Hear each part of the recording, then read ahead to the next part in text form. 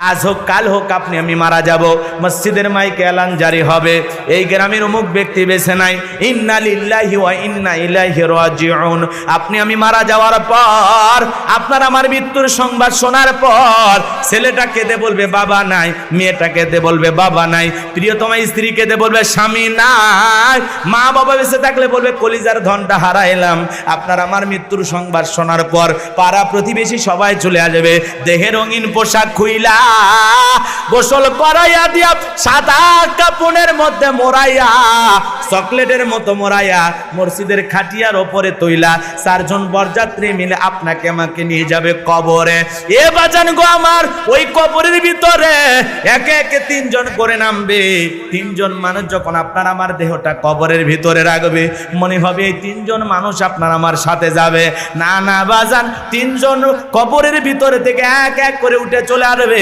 ওই কবরের ভিতরে আপনাকে আমাকে রাখার পর দূর আকাশ একটু একটু করে দেখা যায়।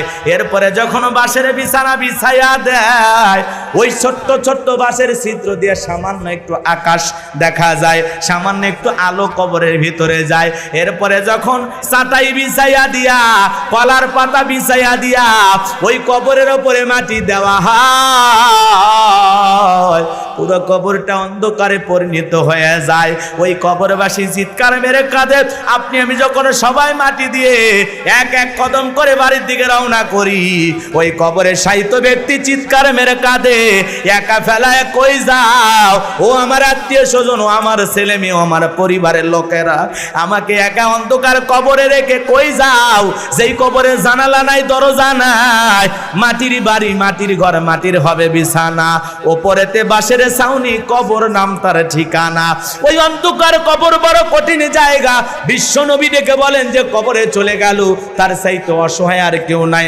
আমার নবীজি বলেন, ক্বালা ক্বালা রাসূলুল্লাহি সাল্লাল্লাহু আলাইহি সাল্লাম, ইন্নামাল কুবুরু রাউযাতুম মিন রিয়াদিল জান্নাহ আও হুফরাতুম মিন হুফারিন নার। রাহু তিরমিজি, তিরমিজি শরীফের হাদিস। বাজান গো আমার, বিশ্ব নবী ডেকে বলেন যে ব্যক্তির আমল ভালো, মৃত্যুর সঙ্গে সঙ্গে আল্লাহ পাক তার কবরটাকে জান্নাতের টুকরা বানায়া দেয়। বলুন সুবহানাল্লাহ। আমার নবীজি বলেন, আও হুফরাতুম মিন হুফারিন নার, যে ব্যক্তির আমল খারাপ, মৃত্যুর সঙ্গে সঙ্গে তার কবরটা হয়ে যাবে জাহান্নামের গর্ত। কেউ যদি গুনাহ নিয়ে কবরে যায়, ওই কবরের ডানে মাটি বামে চলে যাবে, বামের মাটি ডানে চলে যাবে, এমন জোরে চাপ দেবে বাজান, এক পাজরের হাড় অন্য পাজরের ভিতরে ঢুকে যাবে।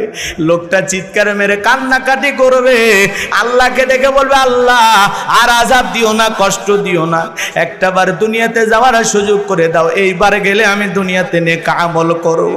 এ বাজান, আসার আর কোনো সুযোগ নাই। ওই কবরের ভিতরে অন্ধ ফেরেশতা রিমান্ডে নেবে, হাতুড়ি দিয়ে যখন মাথাতে বাড়ি মারবে, মাথাটা চূর্ণ বিচূর্ণ হয়ে যাবে। বিষাক্ত সাপ যদি একবার সবল মারে, পা থেকে মাথা পর্যন্ত বিষের যন্ত্রণায় দেহটা ছটফট করবে। ওই কবর বড় কঠিন জায়গা। ওই কবরে আপনাকে আমাকে একা একা থাকতে হবে বাজান। যতদিন নেক আমল না করতে পারবো, নেককার বান্দা না হতে পারবো, যতদিন আল্লাহর প্রিয় মুমিন বান্দা না হতে পারবো, ততদিন যেন আল্লাহ আমাদেরকে কবরে না নেয়। ওই কবরে যাওয়ার আগে আল্লাহ পাক যেন আমাদের সবাইকে নেক আমলের সাথে নিয়ে যাওয়ার তৌফিক দান করেন। জোরে বলেন আমিন, আরো জোরে বলেন আমিন। এ বগুড়ার মুসলমান, ওই কবর পথের যাত্রী আপনি আমি সবাই, ওই কবরের প্রথম রাতটা কিভাবে কাটবে, কেমনে কাটবে গো? ওই কবরে আপনাকে আমাকে রেখে সবাই যখন চলে আসবে, ওই কবরে মুনকার নাকির আসবে, সওয়াল জবের প্রশ্ন জিজ্ঞাসা করবে, মার রব্বুকা। কেন বললাম? উদ্দেশ্য বোঝেন নাই মনে হয়। ইন্নাল্লাযীনা ক্বালু রাব্বুনাল্লাহ, নিশ্চয়ই যারা বলে আমি তাদের রব, রুহের জগতে রব, জীবনের পরতে পরতে রব, কবরে ঢোকা মাত্রই এক নাম্বার প্রশ্ন, মার রব্বুকা, তোমার রব কে? কথা বোঝেন নাই মনে হয়। দুনিয়াতে কার গোলামি করে আসছো, কার পথে চলে আসছো, কে ছিল তোমার রব, কে ছিল তোমার প্রতিপালক? কে ছিল তোমার সৃষ্টিকর্তা? কবরের 1 নাম্বার প্রশ্ন মার রব্বুকা। যারা ইমানদার, যারা নেককার বান্দা, যারা নেক আমল নিয়ে মৃত্যুবরণ করেছে, তারা বলতে পারবে রব্বি আল্লাহ, রব্বি আল্লাহ, আমার রব আমার আল্লাহ। কিন্তু যারা গুনাহগার, নাফরমান, বেঈমান, সারাটা জীবন বিভ্রান্তির বেড়া জালে চলেছে, অন্যায় অপরাধ অপকর্ম করে গেছে, যদিও দুনিয়ার জমিনে অনেক ওলামা ইকরামের কণ্ঠে এটা শুনেছে, কিন্তু আমল করে নাই, সেইভাবে জীবন সাজায় নাই, সুদ ঘুষ জিনা ব্যভিচার যা মনে চাইছে সব দুনিয়ার জমিনে করে গেছে। ওই ব্যক্তি মারা যাওয়ার পর এ বাজান গো আমার, যখন ফেরেশতারা জিজ্ঞাসা করবে মার রব্বুকা, বলেন তো ওই বদকার গুনাহগার কখনো কি উত্তর দিতে পারবে? পারবে না। এ বাজান গো আমার, লম্বা হয়ে যাবে, বিলম্বা করব না। হুজুর এত কথা কেন বলতেছেন? কারণ আছে, কারণ আছে। ওই কবরের 1 নাম্বার প্রশ্ন মার রব্বুকা, তোমার রবকে, তোমার রবকে। তাহলে দুনিয়াতে সেই রবের গোলামি করার দরকার আছে না নাই? আরো জোরে বলেন, দরকার আছে না নাই? কেন রবের গোলামি করব? কারণ আসমান জমিনে আপনি আমি যা কিছু দেখতে পাই সবকিছু আল্লাহ পাক আপনারা আমাদের জন্য সৃষ্টি করেছেন। কথা বলেন ঠিক কিনা? আমার আল্লাহ পাক বলেন হুয়াল্লাযী খলাকালাকুম মা ফিল আরদি জামিআ। আল্লাহ ডেকে বলে বান্দা, পৃথিবীতে যা কিছু দেখো সব কিছু আমি আল্লাহ পাক তোমাদের জন্য সৃষ্টি করেছি। আমার নিয়ামত খাইবা, আমি আল্লাহর গোলামি করবা। বলেন তো তাহলে পৃথিবীর জমিনে যা কিছু দেখি সব কিছু আল্লাহ পাক কাদের জন্য সৃষ্টি করেছেন? আরো জোরে বলেন, কাদের জন্য? আমাদের জন্য। সব আয়োজন কাদের জন্য? আমাদের জন্য। আমরা হলাম আশরাফুল মাখলুকাত, আল্লাহর ভিআইপি সৃষ্টি। কথা বলেন ঠিক কিনা? এ বাজান গো আমার, সেই আশরাফুল মাখলুকাত, আল্লাহর প্রিয় সৃষ্টি, এই জমিনে যখন একটু রাজত্ব পায়, একটু পাওয়ার পায়, একটু ক্ষমতা পায়, নিজেকে রব বলে দাবি করে, আনা রব্বুকুমুল আলা। এরকম একজন জালেম পৃথিবীতে এসেছিল, ওর নাম কি? আরো জোরে বলেন। ইমানদারের রব কে? আউযু বিল্লাহি মিনাশ শাইতানির রাজীম। বিসমিল্লাহির রাহমানির রহিম। বিতাড়িত মোরদাদ শয়তানের কাছ থেকে আল্লাহ পাকের কাছে আশ্রয় প্রার্থনা চাচ্ছি। পরম করুণাময় অসীম দয়ালু আল্লাহর নামে শুরু করছি। ইন্নাল্লাযীনা ক্বালু রাব্বুনাল্লাহু সুম্মা ইসতাকামু তাতানাজ্জালু আলাইহিমুল মালাইকাতু আল্লা তাখাফু ওয়ালা তাহজানু ওয়া আবশিরু বিল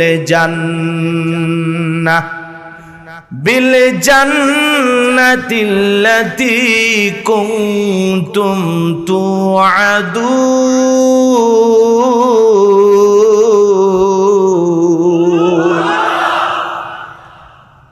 আমার আল্লাহ রাব্বুল আলামিন বলেন, ইন্নাল্লাযীনা ক্বালু রাব্বুনাল্লাহ, নিশ্চয়ই যারা বলে আমি তাদের রব। আমাদের রব কে?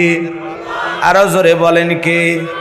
আসমানের দিকে একটা হাত তুলে সাক্ষী দিয়ে বলেন তো বাজান, আমাদের রব কে? আরো জোরে বলেন, আমাদের রব কে? আরো জোরে ডাক দিয়ে বলেন তো, আমাদের রব কে? আরো জোরে ডাক দিয়ে বলেন তো, আমাদের রব কে? হাতটা নামান। এই যে আল্লাহ আল্লাহ বলে ডাক দিলাম, আমাদের আল্লাহ খুশি না বেজার? জোরে বলেন বাজান, খুশি না বেজার? দুনিয়াতে যদি বাবাকে বাবা বলে ডাক দেওয়া হয়, বাবা খুশি হয় না বেজার হয়? মাকে মা বলে ডাক দিলে মা খুশি হয় না বেজার হয়? বাবাকে যদি অতিরিক্ত কয়েকবার বাবা বাবা ও বাবা বাবা বলে ডাক দেওয়া হয়, বাবার মেজাজ গরম হয়ে যায়। অত বাবা বাবা করিস কেন? তোর কি মরণের বিগার উঠছে? কথা বলে না কেন? মাকে যদি অতিরিক্ত কয়েকবার মা মা ও মা মা অত ম্যা ম্যা করিস কেন? তোর কি হয়েছে? কথা কন না কেন? ভাইকে যদি ডাক দেওয়া হয় ভাই, ও ভাই, ও ভাই, এ অত ভাই ভাই করিস কেন? আর একবার ভাই কইলে তোরে তুলে আছাড় মারবো। তার মানে কি? অতিরিক্ত কয়েকবার ডাক দিলে বাবারও মেজাজ গরম হয়, মায়ের মেজাজ গরম হয়, ভাইয়ের মেজাজ গরম হয়। কিন্তু এমন এক আল্লাহ পাইছি, কোটি কোটি বার ডাক দিলেও বিরক্ত হন না যিনি, তিনি কে? যত ডাকবেন বেশি তত হয় আমার আল্লাহ খুশি। বলুন আল্লাহু আকবার। তাহলে বলেন তো বাজান, আমাদের রব কে? ইন্নাল্লাযীনা ক্বালু রাব্বুনাল্লাহ, আমার আল্লাহ পাক বলে নিশ্চয় যারা বলে আমি তাদের রব। আমাদের রব কি? রুহের জগতে আল্লাহ রাব্বুল আলামিন আমাকে আপনাকে প্রশ্ন করে বলেছিলেন, আলাস্তু বিরাব্বিকুম, আমি কি তোমাদের রব নই? আমরা সেদিন সবাই জবাব দিয়ে বলেছিলাম ক্বালু বালা, অবশ্যই আপনি আমাদের রব। বলেন আল্লাহু আকবার। বাজান গো আমার, হৃদয়ের কান পেতে কথাগুলো শুনবেন। যে কথা বলতে চাচ্ছিলাম গভীর মনোযোগ দিয়ে কথাগুলো শুনবেন। তাহলে রুহের জগতে আমরা সাক্ষী দিলাম আপনি আমাদের রব। এই পৃথিবীতে আল্লাহ রাব্বুল আলামিন আপনার আমার জন্য যে কিতাবটি নাজিল করেছেন, এই কিতাবের প্রথম যে আয়াতে কারিমা নাজিল হয়েছিল, একসঙ্গে 5টি আয়াতে কারিমা নাজিল হয়েছিল। এর 1 নাম্বার আয়াত ইকরা বিসমি রাব্বিকাল্লাযী খলাক, পড়ো তোমার রবের নামে যিনি তোমাদেরকে সৃষ্টি করেছেন। বলেন তো আয়াতের মধ্যে রব শব্দ আছে না নাই? আরো জোরে বলেন আছে না নাই? ইকরা বিসমি রাব্বিকাল্লাযী খলাক, পড়ো তোমার রবের নামে যিনি তোমাদেরকে সৃষ্টি করেছেন। এই রবের জ্ঞান শিক্ষা দেওয়া হয় কোথায়? মাদ্রাসায়। জোরে বলেন কোথায়? আরো জোরে বলেন কোথায়? কত বাচ্চা কাচ্চা আছে কলেজ ইউনিভার্সিটিতে পড়াশোনা করে, মারেও সালাম দেয় না, বাবারেও সালাম দেয় না। মাঝে মাঝে পালসার গাড়ি নিয়ে এলাকায় ঘরে পেশাব লাগলে গাড়ি আটকায়া কুকুরের মতো দাঁড়িয়ে থেকে পেশাব করে, বসেও না। এরকম ভালো ছেলে আপনাদের এলাকায় আছে না নাই? ছোট্ট বাচ্চা মাদ্রাসায় পড়ে, 7-8 বছর বয়স, কিভাবে পেশাব করতে হবে, কিভাবে ডেলাকুলো ব্যবহার করতে হবে ওস্তাদ শিখায়া দিয়েছে। বাবার শোনো, কঠিন কিয়ামতের ময়দানে অনেক মানুষ নামাজ রোজা এগুলো করার পরেও জাহান্নামে যাবে। কারণ হলো পেশাব থেকে যারা পবিত্রতা অর্জন করতে পারবে না, পেশাব থেকে শুধু পবিত্রতা অর্জন না করার কারণে অনেক মানুষকে শাস্তি হিসাবে জাহান্নামে যেতে হবে। বলেন তো পেশাব থেকে পবিত্র হওয়ার দরকার আছে না নাই? তাহলে কত বড় একটা গুরুত্বপূর্ণ বিষয়, কথা বলেন ঠিক কিনা? আজকে মুসলমান আমরা অনেকে আছি পেশাব করে পানিও ব্যবহার করি না, টিস্যু ব্যবহার করি না, ঢেলে কুলুপ ব্যবহার করি না। কথা কন না কেন? বলেন তো কুকুর পেশাব করে পানি নেয়, কথা কন না কেন? ও সারা জীবন পেশাব করে পানি নেয় না। এক শ্রেণীর মানুষ আছে যারা ইমানদার মুসলমান পরিচয় দেয়, মুসলমানের ঘরে জন্ম, এরপরে পেশাব করে পানি নেয় না। বয়স হয়েছে 30, 40, 50। কথা কন না কে? এক বেটা কোন ওয়াজি শোনে না, হুজুর দেখতেই পারে না। একজন জোর করে বলছে, ভাই চল আলাদিপুর মাহফিল হয়, ভালো একটা হুজুর আসতেছে, একটু আলোচনা শুনে আসি। ও তো সহ্যই করে না হুজুরদেরকে। আজকের আলোচনা শোনার পর মনে করেন আমার আগে যিনি আলোচনা করেছেন উনি ঢিলে কুলুপ নিয়ে আলোচনা করেছেন, পেশাব থেকে পবিত্রতা হওয়া লাগবে কিভাবে আলোচনা করেছেন, পেশাব থেকে পবিত্রতা অর্জন না করলে জাহান্নামের শাস্তির কথা বলেছেন। এই আলোচনা শোনার পর একজন ইমানদার চিন্তা করলো, এতদিন যা ভুল করছি আর কোনোদিন ভুল করা যাবে না, এখন থেকে পেশাব করে পানি ব্যবহার করব। এই কথা চিন্তা করে মাহফিল যখন শেষ হয়ে গেল, বাড়ির দিকে রওনা করেছে। অন্ধকার রাত, পেশাবের দিয়েছে সাপ, এইবার পেশাব শুরু করছে। পেশাব করার পরে চিন্তা করলো, ঢেলে কুলুপ কোনো কিছুই তো নাই, টিস্যু নাই, পানিও নাই, ঢেলে কুলুপও নাই, কি করা যায়? হুজুর বলছে কিছু না পারলে অন্তত বালু মাটি দিয়ে হলেও ঠেকা কাজটা পারি দেওয়া লাগবে। হুজুরের কথা আমল করতে যায়া রাস্তার বালু জড়ায়া যখন জায়গা মতো দিছে, কিছু ছিল লাল পিঁপড়া, ইঞ্জেকশন দেওয়া শুরু করছে। তখন বলে এই জন্যই তো আমি হুজুরদের দেখতে পারি না। দোষ কি হুজুরের নাকি ওর আমলের? অন্ধকার রাত্রিতে টর্চ লাইট মনে দেখা লাগবে আসলে কিছু আছে কিনা। কথা গন্নাকা এ বাজান হাসির চলে যদিও কথাটা বললাম, কিন্তু একটু খেয়াল করে বুঝবেন অনেক মুসলমান আছে এরকম, আছে না নাই? জোরে বলেন আছে না নাই? এই জন্য বাজান গো আমার খুব খেয়াল করে কথাগুলো শুনবেন। ছোট্ট বাচ্চা মাদ্রাসায় পড়ে, পেশাব করে পানি নাই, বাবারেও সালাম দেয়, মারে সালাম দেয়, এলাকার মুরব্বী দেখে সালাম দেয়, যুবক দেখে সালাম দেয়। কি সুন্দর আদব কায়দা ব্যবহার। মানুষের মতো মানুষ যদি সন্তানকে বানাইতে চান, মাদ্রাসায় পড়ানো ছাড়া বিকল্প কোনো রাস্তা খোলা নাই। কথা বলেন ঠিক কিনা? এই যে সালে আহমেদ তাকরিম কলিজার টুকরা হাফেজ, বাংলাদেশের একজন সন্তান, বিশ্বের 111টা দেশকে পিছনে ফেলে বিশ্বের দরবারে বাংলাদেশের পতাকাকে উঁচু করে 3য় স্থান লাভ করে পুরো পৃথিবীর মানুষকে তাক লাগাইয়া দিয়া আজকে তাকরিমের কত সম্মান, কত মর্যাদা, রাষ্ট্রীয়ভাবে তাকে সংবর্ধনা দেওয়া হয়েছে। কথা বলেন ঠিক কিনা?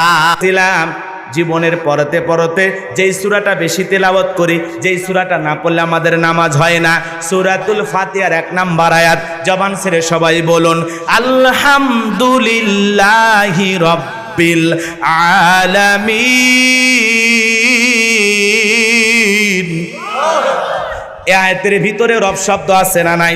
সমস্ত প্রশংসা, যাবতীয় প্রশংসার একমাত্র মালিক তিনি, সৃষ্টিকুলের রব, আমাদের প্রতিপালক, আমাদের আল্লাহ যিনি। বলেন আল্লাহু আকবার। তাহলে আয়াতের ভিতরে রব শব্দ আছে না নাই?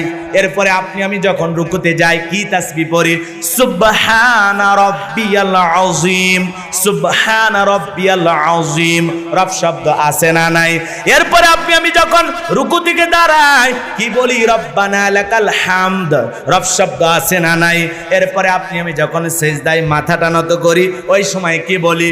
সুবহানা রাব্বিয়াল আ'লা, সুবহানা রাব্বিয়াল আ'লা, আ'লা আ'লা। কথা বলেন না কেন? রব শব্দ আছে না নাই? এত সুন্দর করে পড়ে কিছু কিছু মুসল্লি এত তাড়াহুড়া করে সুবহানাল্লাহ সুবহানাল্লাহ, কি যে বলতেছে ও নিজেও জানে না। কথা কন না কেন? খালি ফুসফুস শোনা যায়, আর কিছু বোঝা যায় না। সুন্দর করে বলতে হবে সুবহানা রাব্বিয়াল আ'লা, আ'লা আ'লা। কথা বলেন না কেন? আল্লাহ আমাদের বোঝার তৌফিক দান করুন। জোরে বলেন আমিন। আর ও খালি সুবহানাল্লাহ বলতেছে না, সয়াবিনের তেল বলতেছে, ও ভালো জান। কথা বলেন ঠিক কি না? এ মুসলমান আল্লাহর গোলাম, নামাজ যখন শেষ হয়ে যায় আল্লাহ পাকের কাছে দুহাত তুলে আমরা কি বলি? রব্বানা আতিনা ফিদ দুনিয়া হাসানাতাও ওয়া ফিল আখিরাতি হাসানাতাও ওয়া কিনা আযাবান নার। সূরা বাকারার 201 নম্বর আয়াত। আল্লাহ রাব্বুল আলামিনের কাছে প্রার্থনা করে বললাম, হে আমাদের রব, আমাদেরকে দুনিয়ার কল্যাণ দান করো, আখিরাতের কল্যাণ দান করো, আর কঠিন জাহান্নামের আগুন থেকে মুক্তি দাও। তাহলে ইহকাল পরকালের কল্যাণ দেওয়ার একমাত্র মালিক কে? জাহান্নামের আগুন থেকে মুক্তি দেওয়ার মালিক কে? তাহলে বলেন তো চাওয়া লাগবে কার কাছে? রবের কাছে। জোরে বলেন কার কাছে? এ বাজান গো আমার, পবিত্র কুরআনুল কারীমের 175 জায়গায় রব শব্দ আছে। পবিত্র কুরআনুল কারীমের সর্বশেষ যেই সূরা, সূরাটির নাম হলো নাস, তার 1 নাম্বার আয়াত, কুল আউযু বিরাব্বিন নাস। এই আয়াতের ভিতরেও রব শব্দ আছে না নাই? ও বগুড়ার মুসলমানেরা, আলাদিপুরের বাপজানেরা, শিবগঞ্জের বাবাজিরা, খুব খেয়াল করে কথাগুলো শুনবেন বাজান, হৃদয়ের কান পেতে কথাগুলো শুনে যান। জীবনের পরতে পরতে সব জায়গায় রব রব। আজ হোক কাল হোক আপনি আমি মারা যাব, মসজিদের মাইকে এলান জারি হবে, এই গ্রামের অমুক ব্যক্তি বেছে নাই, ইন্না লিল্লাহি ওয়া ইন্না ইলাইহি রাজিউন। আপনি আমি মারা যাওয়ার পর, আপনার আমার মৃত্যুর সংবাদ শোনার পর, ছেলেটা কেঁদে বলবে বাবা নাই, মেয়েটা কেঁদে বলবে বাবা নাই, প্রিয়তমা স্ত্রী কেঁদে বলবে স্বামী নাই, মা বাবা বেঁচে থাকলে বলবে কলিজার ধনটা হারাইলাম। আপনার আমার মৃত্যুর সংবাদ শোনার পর পাড়া প্রতিবেশী সবাই চলে আসবে, দেহে রঙিন পোশাক খুইলা, গোসল করাইয়া দিয়া, সাদা কাপড়ের মধ্যে মোড়াইয়া, চকলেটের মতো মোড়াইয়া, মসজিদের খাটিয়ার ওপরে তৈলা, 4 জন বরযাত্রী মিলে আপনাকে আমাকে নিয়ে যাবে কবরে। এ বাজান গো আমার, ওই কবরের ভিতরে একে একে 3 জন করে নামবে। 3 জন মানুষ যখন আপনার আমার দেহটা কবরের ভিতরে রাখবে, মনে হবে এই তিনজন মানুষ আপনার আমার সাথে যাবে। না না বাজান, তিনজন কবরের ভিতরে থেকে এক এক করে উঠে চলে আসবে। ওই কবরের ভিতরে আপনাকে আমাকে রাখার পর দূর আকাশ একটু একটু করে দেখা যায়। এরপরে যখন বাঁশের বিছানা বিছাইয়া দেয়, ওই ছোট্ট ছোট্ট বাঁশের ছিদ্র দিয়ে সামান্য একটু আকাশ দেখা যায়, সামান্য একটু আলো কবরের ভিতরে যায়। এরপরে যখন চাটাই বিছাইয়া দিয়া, কলার পাতা বিছাইয়া দিয়া ওই কবরের ওপরে মাটি দেওয়া হয়, পুরো কবরটা অন্ধকারে পরিণত হয়ে যায়। ওই কবরবাসী চিৎকার মেরে কাঁদে। আপনি আমি যখন সবাই মাটি দিয়ে এক এক কদম করে বাড়ির দিকে রওনা করি, ওই কবরে শায়িত ব্যক্তি চিৎকার মেরে কাঁদে, একা ফেলায় কই যাও? ও আমার আত্মীয় স্বজন, ও আমার ছেলে মেয়ে, আমার পরিবারের লোকেরা, আমাকে একা অন্ধকার কবরে রেখে কই যাও? যেই কবরে জানালা নাই, দরজা নাই, মাটির বাড়ি, মাটির ঘর, মাটির হবে বিছানা, ওপরেতে বাঁশের ছাউনি, কবর নাম তার ঠিকানা। ওই অন্ধকার কবর বড় কঠিন জায়গা। বিশ্ব নবী ডেকে বলেন যে কবরে চলে গেল তার চাইতে অসহায় আর কেউ নাই। আমার নবীজি বলেন, ক্বালা ক্বালা রাসূলুল্লাহি সাল্লাল্লাহু আলাইহি সাল্লাম, ইন্নামাল কুবুরু রাউযাতুম মিন রিয়াদিল জান্নাহ আও হুফরাতুম মিন হুফারিন নার। রাহু তিরমিজি, তিরমিজি শরীফের হাদিস। বাজান গো আমার, বিশ্ব নবী ডেকে বলেন যে ব্যক্তির আমল ভালো, মৃত্যুর সঙ্গে সঙ্গে আল্লাহ পাক তার কবরটাকে জান্নাতের টুকরা বানায়া দেয়। বলুন সুবহানাল্লাহ। আমার নবীজি বলেন, আও হুফরাতুম মিন হুফারিন নার, যে ব্যক্তির আমল খারাপ, মৃত্যুর সঙ্গে সঙ্গে তার কবরটা হয়ে যাবে জাহান্নামের গর্ত। কেউ যদি গুনাহ নিয়ে কবরে যায়, ওই কবরের ডানে মাটি বামে চলে যাবে, বামের মাটি ডানে চলে যাবে, এমন জোরে চাপ দেবে বাজান, এক পাজরের হার অন্য পাজরের ভিতরে ঢুকে যাবে। লোকটা চিৎকার মেরে কান্নাকাটি করবে, আল্লাহকে দেখে বলবে, আল্লাহ আর আযাব দিও না, কষ্ট দিও না, একটাবার দুনিয়াতে যাওয়ার সুযোগ করে দাও, এইবার গেলে আমি দুনিয়াতে নেক আমল করব। এ বাজান, আসার আর কোনো সুযোগ নাই। ওই কবরের ভিতরে অন্ধ ফেরেশতা রিমান্ডে নেবে, হাতুড়ি দিয়ে যখন মাথাতে বাড়ি মারবে, মাথাটা চূর্ণ বিচূর্ণ হয়ে যাবে। বিষাক্ত সাপ যদি একবার সবল মারে, পা থেকে মাথা পর্যন্ত বিষের যন্ত্রণায় দেহটা ছটফট করবে। ওই কবর বড় কঠিন জায়গা। ওই কবরে আপনাকে আমাকে একা একা থাকতে হবে বাজান। যতদিন নেক আমল না করতে পারবো, নেককার বান্দা না হতে পারবো, যতদিন আল্লাহর প্রিয় মুমিন বান্দা না হতে পারবো, ততদিন যেন আল্লাহ আমাদেরকে কবরে না নেয়। ওই কবরে যাওয়ার আগে আল্লাহ পাক যেন আমাদের সবাইকে নেক আমল সাথে নিয়ে যাওয়ার তৌফিক দান করেন। জোরে বলেন আমিন, আরো জোরে বলেন আমিন। এ বগুড়ার মুসলমান, ওই কবর পথের যাত্রী আপনি আমি সবাই, ওই কবরের প্রথম রাতটা কিভাবে কাটবে, কেমনে কাটবে গো? ওই কবরে আপনাকে আমাকে রেখে সবাই যখন চলে আসবে, ওই কবরে মুনকার নাকির আসবে, সওয়াল জবের প্রশ্ন জিজ্ঞাসা করবে, মার রব্বুকা। কেন বললাম? উদ্দেশ্য বোঝেন নাই মনে হয়। ইন্নাল্লাযীনা ক্বালু রাব্বুনাল্লাহ, নিশ্চয়ই যারা বলে আমি তাদের রব, রুহের জগতে রব, জীবনের পরতে পরতে রব, কবরে ঢোকা মাত্রই এক নাম্বার প্রশ্ন, মার রব্বুকা, তোমার রব কে? কথা বোঝেন নাই মনে হয়। দুনিয়াতে কার গোলামি করে আসছো, কার পথে চলে আসছো, কে ছিল তোমার রব, কে ছিল তোমার প্রতিপালক, কে ছিল তোমার সৃষ্টিকর্তা? কবরের এক নাম্বার প্রশ্ন, মার রব্বুকা। যারা ইমানদার, যারা নেককার বান্দা, যারা নেক আমল নিয়ে মৃত্যুবরণ করেছে, তারা বলতে পারবে রব্বি আল্লাহ, রব্বি আল্লাহ, আমার রব আমার আল্লাহ। কিন্তু যারা গুনাহগার, নাফরমান, বেঈমান, সারাটা জীবন বিভ্রান্তির বেড়া জালে চলেছে, অন্যায় অপরাধ অপকর্ম করে গেছে, যদিও দুনিয়ার জমিনে অনেক ওলামা ইকরামের কণ্ঠে এটা শুনেছে, কিন্তু আমল করে নাই, সেইভাবে জীবন সাজায় নাই, সুদ ঘুষ জিনা ব্যভিচার যা মনে চাইছে সব দুনিয়ার জমিনে করে গেছে। ওই ব্যক্তি মারা যাওয়ার পর এ বাজান গো আমার, যখন ফেরেশতারা জিজ্ঞাসা করবে মার রব্বুকা, বলেন তো ওই বদকার গুনাহগার কখনো কি উত্তর দিতে পারবে? পারবে না। এ বাজান গো আমার, লম্বা হয়ে যাবে, লম্বা করব না।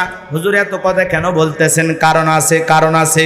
ওই কবরের 1 নাম্বার প্রশ্ন, মার রব্বুকা, তোমার রবকে, তোমার রবকে। তাহলে দুনিয়াতে সেই রবের গোলামি করার দরকার আছে না নাই? আরো জোরে বলেন, দরকার আছে না নাই? কেন রবের গোলামি করব? কারণ আসমান জমিনে আপনি আমি যা কিছু দেখতে পাই সবকিছু আল্লাহ পাক আপনারা আমাদের জন্য সৃষ্টি করেছেন। কথা বলেন ঠিক কিনা? আমার আল্লাহ পাক বলেন, হুয়াল্লাযী খলাকালাকুম মা ফিল আরদি জামিআ। আল্লাহ ডেকে বলে, বান্দা পৃথিবীতে যা কিছু দেখো সব কিছু আমি আল্লাহ পাক তোমাদের জন্য সৃষ্টি করেছি। আমার নিয়ামত খাইবা, আমি আল্লাহর গোলামি করবা। বলেন তো তাহলে পৃথিবীর জমিনে যা কিছু দেখি সব কিছু আল্লাহ পাক কাদের জন্য সৃষ্টি করেছেন? আরো জোরে বলেন, কাদের জন্য? আমাদের জন্য। সব আয়োজন কাদের জন্য? আমাদের জন্য। আমরা হলাম আশরাফুল মাখলুকাত, আল্লাহর ভিআইপি সৃষ্টি। কথা বলেন ঠিক কিনা? এ বাজান গো আমার, সেই আশরাফুল মাখলুকাত, আল্লাহর প্রিয় সৃষ্টি, এই জমিনে যখন একটু রাজত্ব পায়, একটু পাওয়ার পায়, একটু ক্ষমতা পায়, নিজেকে রব বলে দাবি করে, আনা রব্বুকুমুল আলা। এরকম একজন জালেম পৃথিবীতে এসেছিল, ওর নাম কি? আরো জোরে বলেন। ইমানদারের রব কে? আরো জোরে বলেন কে? অন্তরের মধ্যে ভয় থাকতে হবে কার? রবের না র‍্যাবের? র‍্যাবকে ভয় করবে তারা, দুর্নীতিবাজ যারা, চোর বাটপার ডাকাত যারা। এই যে একজনের রিকশা চুরি হয়ে গেছিল, শামীম নাম, কথা কন্যা কে? সেই ভাইরাল খবর, রিকশা চুরি করে গেছিল, রিকশা চোরেরা চুরি করে নিয়ে চলে গেছে, ছেলেটা বড় বিপদে পড়ে গেছে। আহারে, সাংবাদিক ভাইরা ধরেছে। পরে র‍্যাবের ভাইরা জানার পর ওই ছেলেটাকে একটা নতুন রিকশা কিনে দিয়েছে। এই যে আজকের খবর, ওই চুরি করা রিকশাটা র‍্যাবের ভাইরা বের করেছে। শুধু একটা রিকশা না, সাথে আরো 2টা রিকশা বের করেছে। আর যারা চুরি করে ওরা বলতেছে আমরা বিভিন্নভাবে তাল বাহানায় চুরি করে। আমরা কখনো মেয়ে মানুষ প্যাসেঞ্জার তুইলা তাদেরকে দিয়ে চুরির নাটক সাজাই, কখনো আমরা নিজেরা নাটক সাজাই। 500 টাকার 1000 টাকার নোট দিয়ে বলি যাও এটা খুরসা করে নিয়ে আসো। ও খুরসা করে আনতে গেছে, আমরা এদিকে রিকশা নিয়ে পালিয়ে যাই। এই যে ধান্দাবাজি, মলম পাটির লোক চিনবেন না। 2 ঘন্টা গল্প করতে করতে আপনারে বলবে, ভাই আমার বাড়ির গাছের সাগর কলা একটু খান, খায়া দেখবেন আপনি রংপুর মেডিকেল। তখন চিন্তা করলেন, কি ব্যাপার, আমি গরুর ব্যবসা করে আসলাম, গাছ তুলি, আমার পকেটে কোমরে ছিল টাকা, তো টাকা গেল কই? আমি তখন হাসপাতালের বেডে। এজন্য মানুষ অল্পতে আমরা বিশ্বাস করি, আমরা বাঙালি জাতি বড় ভোলা ভালা। কথা কর না কে ভাই? আমরা কি ভোলা ভালা, সহজ সরল, অল্পতেই মানুষকে বিশ্বাস করি, এই জন্য জীবনে বারবার ঠকি। কথা বলেন না কেন? আর যদি চালাক হইতাম, জীবনে কোনোদিন চোরে চুরি করতে পারতো রিকশা। রিকশা চুরি করা তো দূরের কথা, আমরা যদি চালাক হইতাম, আমরা যদি সচেতন হইতাম, আমরা যদি শক্তিশালী হইতাম, আমরা যদি বুদ্ধিমান হইতাম, আমাদের কাছ থেকে কোনোদিন কেউ কোনো কিছু নিয়ে যেতে পারতো না। কথা বলেন ঠিক কিনা? এ বাজার লম্বা হবে, আমি লম্বা করব না। সেই রিকশা পেয়েছে, আলহামদুলিল্লাহ ভালো। যারা চুরি করতেছে, দুর্নীতি করতেছে, আল্লাহ পাক ওদের হেদায়েত দান করুন। কথা বলেন ঠিক কিনা? কিন্তু যারা এই যে অভাবের তাড়নায় চুরি করতেছে, প্রত্যেকটা মানুষের যদি আমরা কর্মস্থানের ব্যবস্থা করে দিতে পারি, তাহলে দেখবেন এই সমাজের চুরি দুর্নীতি কমে যাবে। কথা বলেন ঠিক কিনা? এ বাজানো গো আমার, যারা ছোট ছোট চোর আছে ওদেরকে একটা ভালো হওয়ার সুযোগ দেওয়ার লাগবে। একটা চায়ের দোকান দিয়ে দেন, অথবা একটা ছোটখাটো ব্যবসা বাণিজ্য করার মতো পুঁজি দিয়ে দেন, যদি আল্লাহ হেদায়েত দেয়। এই যে মাঝে মাঝে কিছু বিচার দেখেন না, যে আসামিকে বলা হচ্ছে 5 ওয়াক্ত নামাজ পড়বা আর কোরআন শরীফ দান করবা, এটাই হলো তোমার মাদকের সাজা। দেখা যায় এই ছেলেগুলো অনেক সময় ভালো হয়ে যায়। হেদায়েতের মালিক তো আল্লাহ। কথা বলেন ঠিক কিনা? বাজান লম্বা হয়ে যাবে, আমি লম্বা করবো না। যে কথা বলতে চাচ্ছিলাম হয়তো বা আপনারা ভুলে গেছেন।